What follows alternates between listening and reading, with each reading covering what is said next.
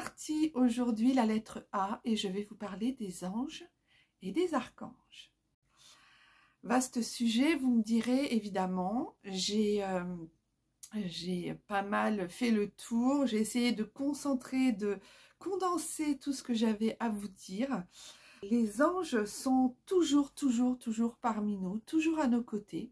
Chaque personne alors a d'abord un ange gardien qui est propre à elle, qui est délibéré et donné dès la naissance, dès le début de l'incarnation, mais qui est donné, bah oui, au début de votre vie, et du coup, il ne vous quittera jamais. Alors, les anges sont égales à l'amour, mais l'amour avec un grand A, inconditionnel, intemporel, il n'y a pas de limite, voilà, ils n'ont pas de limite avec l'amour qu'ils vous portent. Ils sont là tout le temps à vos côtés, ils sont là tout le temps pour prendre soin de vous, pour vous aider, pour traverser les épreuves si vous en avez, pour vous accompagner. Si vous avez besoin de leur demander faire une demande, par exemple, un jour vous êtes vraiment perdu, il ne faut surtout pas hésiter à leur demander de l'aide, parce qu'ils se font un plaisir de vous aider. Ils nous aident aussi à plein de petites choses dans le quotidien. Alors je pense entre autres à trouver une place de parking par exemple. Vous voyez, on peut leur demander, mon ange, essaye de me trouver, je veux me garer, essaye de me trouver une place de parking, s'il te plaît. Alors j'ai une petite anecdote, la dernière en date, hein, dans Paris. Vous imaginez dans Paris comme c'est dur de se garer. Et on était en voiture et on allait dans un magasin. Et ce magasin était vraiment dans un endroit où il y avait énormément de voitures. On ne pouvait pas se garer, il n'y avait pas de place. Et j'étais avec mes deux filles et on allait dans un magasin de guitare parce qu'une de mes deux filles voulait s'acheter une guitare. Et il fallait absolument se garer parce qu'on ne pouvait pas faire autrement. Et ma fille aînée me dit « Maman, là, c'est le moment de demander qu'on nous trouve une place parce que là, on ne va jamais y arriver. » Je dis, écoute, on va demander et tu vas voir que ça va réussir. Donc, je fais une demande pour avoir une place de parking. Et à ce moment-là, j'entends tourne à droite. Donc, je dis à ma fille, tu prends la première à droite. En général, elle m'écoute parce qu'elle sait que je vais trouver une place. Elle va au bout de la rue. Et au bout de la rue, je dis, tu tournes maintenant à gauche. Elle me dit, bah, c'est bizarre parce que le tourner à gauche, après, c'est une voie sans issue. Et si jamais on n'a pas de place, ça va être compliqué. Je lui dis, écoute, tu tournes à gauche, tu vas voir, on va trouver une place. Parce que moi, j'avais des messages en même temps. Donc, on tourne à gauche et là, il y a une voiture qui s'en va et qui nous laisse une place. Et on a pu se garer là et on n'était vraiment pas loin de la boutique pour acheter sa guitare. Donc, on était super contente, super ravis parce qu'après, quand on est reparti sur la grande avenue et même sur les avenues perpendiculaires et adjacentes au magasin, on s'est aperçu qu'en fait, il n'y avait aucune place disponible. C'était juste un enfer. Voilà, les Parisiens comprendront et ceux qui habitent les grandes villes comprendront aussi. Alors, quand vous demandez une place de parking, il faut demander à l'archange Ambiel. Alors, l'archange Ambiel, il est spécialiste justement pour demander des places de parking, pour être vraiment, voilà. Ils ont chacun un peu leur rôle, hein, les archanges et les anges ont chacun leur rôle. On va le voir après avec les différents archanges. Si vous ne les connaissez pas, je vous expliquerai leur rôle. Mais ils ont chacun vraiment leur rôle attitré. Alors, les signes pour reconnaître, les signes pour savoir, pour vous rendre compte que les anges vous font des signes ou les anges vous montrent que vos anges vous montrent qu'ils sont là près de vous. Alors, ça va être des plumes. Vous allez trouver des plumes. Alors, attention, trouver des plumes dans des endroits complètement insolites. L'autre jour, moi, j'ai trouvé une plume sur la baignoire de ma salle de bain. Et j'avais la fenêtre de la salle de bain était fermée. Je n'avais aucune... Enfin voilà, il y avait rien qui présageait qu'il y allait y avoir une plume à cet endroit. Et puis sur le rebord de la salle de bain, sur le petit rebord de la salle de bain, contre le mur. Donc vraiment, elle était positionnée, elle n'était pas par terre, pas à aucun autre endroit. Elle était positionnée sur le rebord de la salle de bain, contre le mur de la baignoire. Donc vraiment... c'était vraiment très particulier. Là, je me suis dit, oui, là, ok, d'accord. Voilà, donc ça va être des plumes que vous allez trouver par exemple, vous allez ouvrir votre sèche-linge, enfin pas votre sèche-linge, mais votre machine à laver, vous allez trouver une plume. Dans des endroits complètement fous, quoi. Vous allez mettre vos chaussures, vous allez trouver une plume à l'intérieur de votre chaussure, alors que vous n'avez pas mis ces chaussures, enfin vous les avez enlevées, il n'y avait pas de plume. Vous voyez ce que je veux dire? Évidemment, si vous avez des oreillers à plumes et que le soir, quand vous vous couchez dans votre lit, vous avez des plumes, non, ça, c'est pas vraiment un signe. Vous voyez ce que je veux dire? C'est vraiment quelque chose d'improbable. Une plume qui arrive comme ça, improbable, et qui, limite, vous tombe du ciel devant vous, et qui arrive comme ça, et surtout à un moment où vous en avez besoin, c'est encore plus flagrant. Les chiffres et les heures miroirs aussi sont des signes de nos anges pour nous montrer que nous ne sommes pas seuls. Voilà, je t'accompagne, je suis là, ne sois sans crainte. Je suis près de toi pour te guider et pour t'amener et pour t'orienter. Donc ça, c'est vrai que les chiffres et les heures miroirs, c'est assez intéressant. Et les chiffres aussi sur les plaques d'immatriculation, par exemple. Vous avez soit des plaques d'immatriculation avec plein de chiffres, les mêmes chiffres, ou alors vous avez des plaques d'immatriculation avec des chiffres miroirs, avec des chiffres qui se mettent en miroir.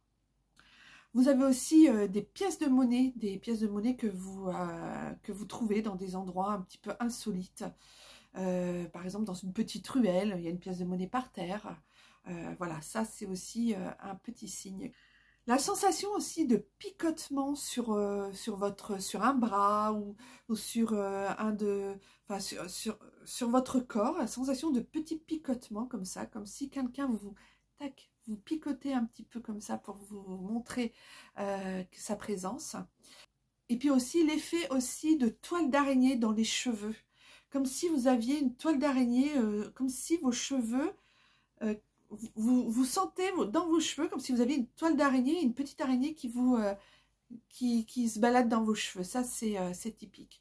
Alors, à ne pas confondre, évidemment, avec le signe des contacts que l'on peut faire avec nos défunts, qui, eux, peuvent nous caresser la joue, nous caresser vraiment une caresse, vous voyez, comme quand on est dans la matière, comme quand ils sont dans la matière pour vous caresser ou vous effleurer la peau. Là, vraiment, c'est plutôt, c'est assez différent, voilà. Là, les anges, c'est vraiment des tout petits picotements, c'est très léger.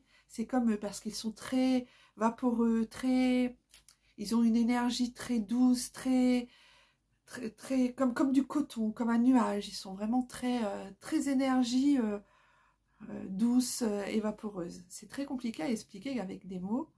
Alors, il y a aussi des anges qui se matérialisent dans le terrestre, dans la matière. Alors ça, c'est très intéressant comme sujet parce que ce sont des anges qui se matérialisent,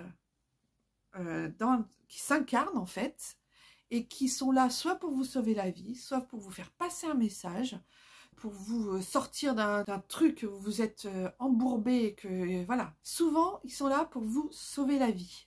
Alors, je vais vous parler justement à ce sujet. Je vais vous parler du livre de Pierre Jovanovic, qui a écrit un livre. Alors attention, hein, c'est un pavé, mais il est extrêmement intéressant.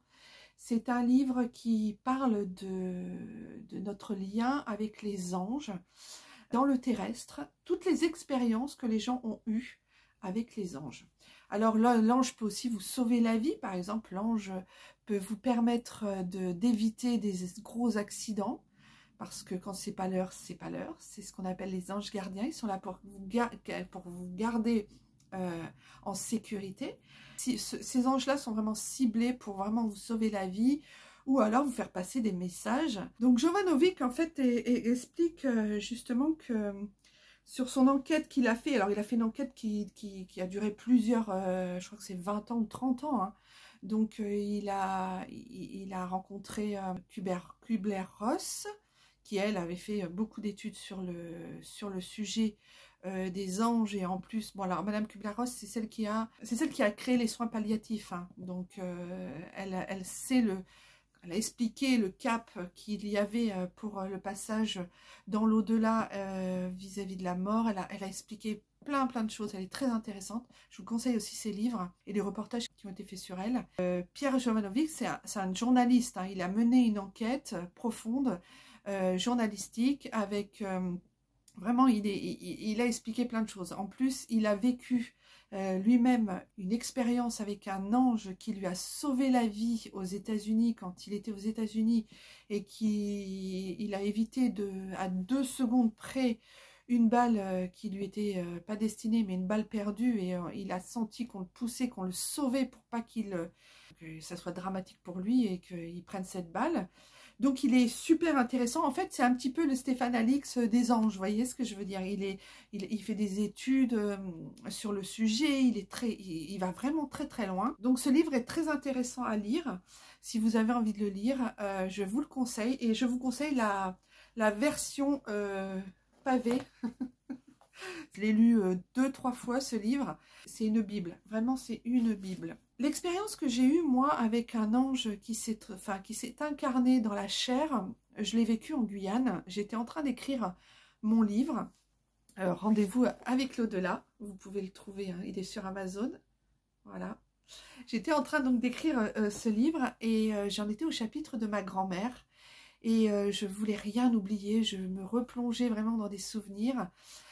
Parce que c'est elle qui m'a appris vraiment, qui m'a confirmé l'intuition que j'avais, malheureusement à travers sa mort. Donc voilà, donc je vous laisse, je vous spoile pas le reste de ce chapitre, mais je vous laisse, si ça vous intéresse, aller le lire. À ce moment-là, j'étais donc en train d'écrire et je lui ai dit, écoute, j'aimerais être comme toi, j'aimerais avoir plus tard ta sagesse, ton amour pour les autres, parce que c'était une femme qui était extrêmement gentille, tout le monde l'adorait, et elle adorait tout le monde. C'était une dame qui était tournée vers les autres, et moi, mon but pour le reste de ma vie, pour ma vieillesse, c'est de pouvoir lui ressembler au maximum, vraiment être comme elle.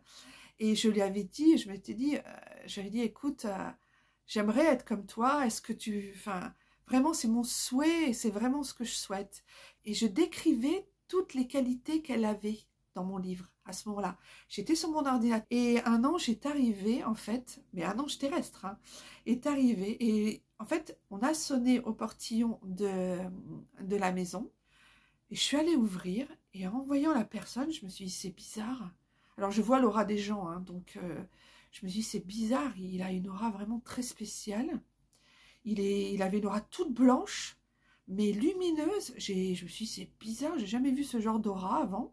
J'étais très, très interrogative. Et je me suis approchée et j'ai vu ce monsieur. Alors, il était très particulier. Il avait des cheveux et de la barbe rousse, mais un roux, mais il était orange, quoi. Et il avait des grands yeux bleus et ses yeux me regardaient, mais quand il me regardait, ça scintillait dans ses yeux. Je ne sais pas comment expliquer, c'était vraiment très bizarre. Et il dégageait une énergie autour de lui. Je me suis dit, mais c'est qui ce monsieur? Alors bon, je me suis dit, allez, redescends dans la réalité, va lui parler, qu'est-ce qu'il veut, quoi. Et il est venu vers moi, je suis allée vers lui, je ne lui ai pas ouvert le portillon, j'ai parlé à travers le portillon. Et je lui ai demandé ce qu'il voulait. Il m'a dit, oh, votre toit de maison, faudrait le refaire parce qu'il est plein de moisissures. Et en fait, ça m'a paru bizarre parce que le toit était absolument pas rempli de moisissures, hein, pas du tout. Il était tout neuf le toit, il n'y avait pas une moisissure. Alors je dis, bah écoutez, je sais pas, je suis locataire, je suis pas propriétaire, donc ça, je peux pas vous en dire plus, contactez ma propriétaire directement, et puis où je la contacterai, et puis vous verrez avec elle. Il me dit, d'accord, mais très calme, mais il était tellement bizarre, mais un peu irréel, vous voyez. Puis je me suis dit, c'est bizarre. Puis je me suis dit, peut-être c'est parce que tu es dans ton trip de bouquin, là, t'es dedans, donc t'es pas dans la réalité, t'es complètement la tête dans le guidon, donc c'est ça qui te... Mais en fait, je me disais, mais il est très bizarre. Et du coup, je lui ai dit, bah, désolé, je peux rien pour vous. Et il me dit, écoutez, j'ai quelque chose à vous dire de très important. Je dis, ah bon? Mais je dis, mais vous ne me connaissez pas. Il me dit, bah justement, j'ai des choses à vous dire et je pense que ça vous intéressera. Et là, il m'a décrit les qualités que j'avais, alors qu'il ne me connaissait pas, il ne m'avait jamais vu. Hein. Il m'a décrit les qualités que j'avais et qui étaient en rapport avec celles de ma grand-mère que j'étais en train d'écrire sur mon bouquin. Et là, ça m'a tellement choquée, j'étais émue, choquée. Et il me dit, bah écoutez, c'était juste ça que j'avais en fait besoin de vous dire, que j'avais envie de vous dire. Mais moi, j'étais sans voix, je ne comprenais pas parce qu'il ne me connaissait pas. Il est arrivé comme ça. J'ai dit, bah écoutez, merci, c'est très gentil. Voilà. Et je me dis, mais qu'est-ce que c'est que ce truc? qu'est-ce qui m'arrive, quoi? Comme un ange descendu du ciel qui est là pour vous confirmer des choses, en fait, dont vous doutez vraiment au fond de vous, quoi. Et en fait, ce qu'il me disait, ça faisait lien avec ce que je venais d'écrire dans mon bouquin, à la lettre près, et vraiment, au moment où j'écrivais sur le bouquin, il est apparu. Je me suis dit, c'est fou, quoi. Et après, j'en ai des frissons avec à vous raconter encore cette histoire. Et après, il est parti. Je lui ai dit au revoir, je lui ai remercié, mais j'étais tellement émue, tellement... Je savais... C'était compliqué, hein. Et il me dit, bah, je vous donne ma carte, je vous donne mon papier, je vous donne ma carte au cas où vous avez besoin de me contacter, que votre propriétaire a besoin de me contacter. Alors là, je me suis dit, bah là, c'est pas un ange, quoi. Enfin, c'est pas quelqu'un... Enfin, c'est réel, puisqu'il me donne sa carte. Et je vois qu'il habite dans la même rue que une de mes grandes amies de Guyane. Et je vois qu'il habite dans la même rue, qu'il a sa société dans la même rue. Je lui ai dit, tiens, j'ai rencontré un de tes voisins, il a une société pour machin. Je lui dis, mais c'est très curieux parce que il m'a paru bizarre, machin, il est comme ça, comme ça, comme ça. Il me dit, mais il n'y a pas de société dans ma rue. À ce numéro-là, il n'y a rien, elle n'existe pas, la société. J'ai jamais vu de gars comme tu me le décris, rien du tout. Je dis, bah écoute, il y a un numéro de téléphone, alors je vais appeler. Et le numéro de téléphone, il n'y a pas d'abonné. Enfin, le numéro que vous demandez n'est pas en service, quoi. Je dis, mais c'est quoi ce délire? Elle me dit, écoute, je mène mon enquête, je te rappelle. Quelques jours après, 2-3 jours après, elle me dit, écoute, à cette adresse-là, il y a une famille, le gars, il n'est pas du tout roux. T'es renseigné et non, ça existe, cette entreprise n'existait pas. Du coup, j'ai regardé sur Google, parce que je me suis dit, bah, dans les sociétés, on trouve tout sur Google. Eh ben, ça n'existait pas non plus. Je n'ai jamais trouvé cette société, ni ce numéro de téléphone. Je n'ai jamais revu cette personne et je n'ai jamais revu cette personne, surtout à Rémire-Montjoly, là où j'habitais, et qui était une toute petite... Enfin, c'était une grosse ville quand même, mais c'était une petite ville où tout le monde se connaissait. Enfin, c'était très facile de croiser, les machins connaissent bidule, qui connaît bidule, voilà, tout le monde se connaît plus ou moins, surtout quand on n'est pas guyanais. Et ben là, je me suis dit, ouais, là, il y a quelque chose, quoi, quand même. Et après, quand j'ai repensé, je me suis dit, ouais, avec l'aura qu'il avait, l'aura qui dégageait les yeux, mais je vous dis que mon beau-frère a les yeux très, très bleus, mais quand je le regarde, ça ne me fait pas cet effet-là. Il n'a pas un regard, mais là, je vous assure, les yeux, ils étaient bleus et ça diffusait comme des rayons lumineux. Voilà. Donc voilà, c'est pour vous dire que des fois, les anges s'incarnent dans des incarnations. D'ailleurs, Pierre Jovanovic, quand j'ai lu son livre, je me suis dit, ben voilà, là, c'est confirmé. Ça arrive, il s'incarne dans des corps, il s'incarne au niveau terrestre pour pouvoir vous aider, vous sauver, vous aider, vous apporter un message pour vous rassurer, pour vous dire attention, pour vous dire, voilà, tu es comme ça se passe comme ça. Donc, il y a quand même des choses. Si vous avez déjà vécu ce genre d'expérience, dites-le moi dans les commentaires parce que j'aimerais bien savoir si c'est déjà arrivé à certains d'entre vous qui regardaient la vidéo et puis savoir si vous avez déjà eu affaire aux anges. Alors les protagonistes, évidemment, ils appellent ça le hasard, hein, vraiment concrètement, ils appellent ça le hasard, mais c'est quand même très ciblé, ça peut pas être un hasard, vous voyez, c'est comme les synchronicités. Et puis au moment où il a fait sa tâche, où il est venu pour vous donner le message, où il a fait ce qu'il avait à faire, après il se volatilise et on le voit plus, il n'y a plus de traces de lui. C'est ça aussi qui est très intéressant et qui révèle que ce n'est pas quelque chose de réel, entre guillemets, il accomplit sa tâche et il s'en va. Alors, comment on peut rentrer en contact avec les anges? Il y a différentes façons de faire. D'abord en méditant. D'abord la méditation, en portant une intention avant de méditer. La méditation peut vous faire rentrer en contact avec votre ange. Parce que ça met dans un état de conscience modifié la méditation. Donc forcément, ça aide. Vous pouvez aussi écouter des musiques de 528 Hz. C'est des musiques très douces. Moi, j'aime beaucoup écouter ça en travaillant. Portez aussi attention à votre respiration quand vous pensez aux anges. Ça permet de se recentrer sur soi et vraiment de respirer tranquillement et de se connecter à eux. Vous pouvez faire un journal angélique. C'est un journal de gratitude où vous marquez dessus tout ce qui vous a plu, tout ce que vous avez aimé durant votre journée. Donc voilà, et vraiment penser à eux et les remercier en les remerciant, en étant dans la gratitude. Alors, vous pouvez aussi parler aux anges à travers les cartes. Il y a beaucoup d'oracles qui sont très intéressants sur le sujet. J'en ai à la maison, justement. De temps en temps, je travaille aussi avec. J'aime bien aussi avoir un petit message de mes anges. Souvent, c'est les Dorine Virtue. Alors justement, je vous parlais de Dorine Virtue, hein. Voilà, j'en ai plusieurs. J'ai celui-ci. J'ai celui-ci. message de nos anges.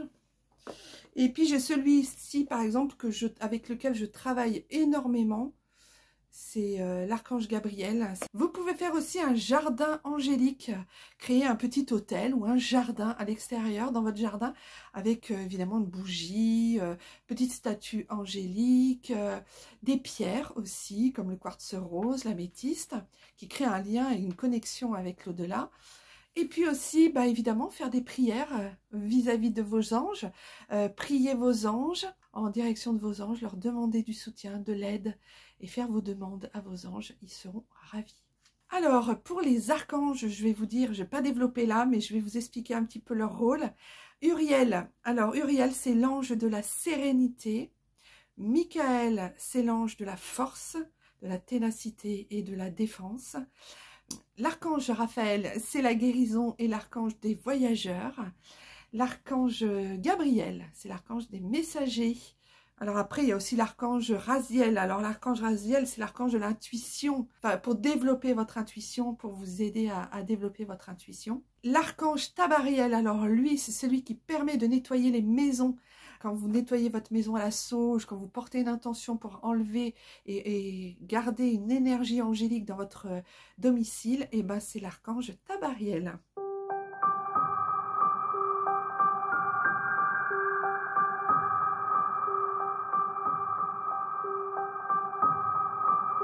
Voilà, je crois que j'ai fait tout le tour de ces petits anges, de ce royaume angélique que j'adore. N'hésitez pas à mettre des commentaires, à faire partager vos expériences angéliques, j'en serais ravie.